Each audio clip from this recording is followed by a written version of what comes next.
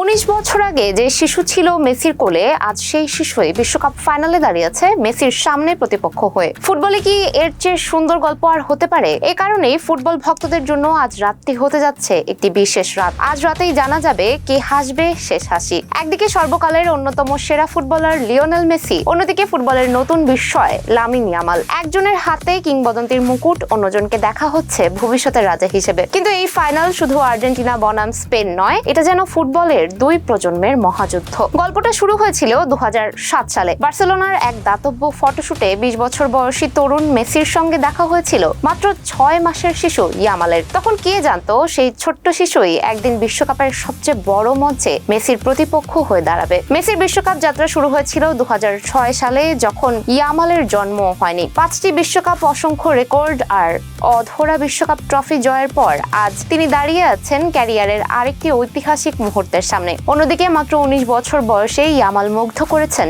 পুরো ফুটবল বিশ্বকে। তার গতি, ড্রিবলিং আর সৃজনশীলতা তাকে বানিয়েছে স্পেনের সবচেয়ে বড় অস্ত্রগুলোর একটি। একদিকে শেষ অধ্যায়ের সম্ভাব্য নায়ক মেসি, অন্যদিকে নতুন যুগের শুরু করতে প্রস্তুত ইয়ামাল। প্রশ্ন এখন একটাই, রাজা কি শেষবারের মতো নিজের মুকুটে আরেকটি পালক যুক্ত করে আরো উজ্জ্বল করবেন, নাকি নতুন যুবরাজ মেসিকে হারিয়ে নিজের আগমনী বার্তা দেবেন? ফুটবলের এই মহাকাব্যের উত্তর মিলবে মেটলাইফ স্টেডিয়ামের সেই 90 মিনিটে। মেসি বনাম ইয়ামাল, এটা শুধু ফাইনাল নয়, এটা ফুটবলের অতীত আর ভবিষ্যতের এক ঐতিহাসিক সাক্ষাৎ। এতক্ষণ সঙ্গে ছিলাম আমি সুমা।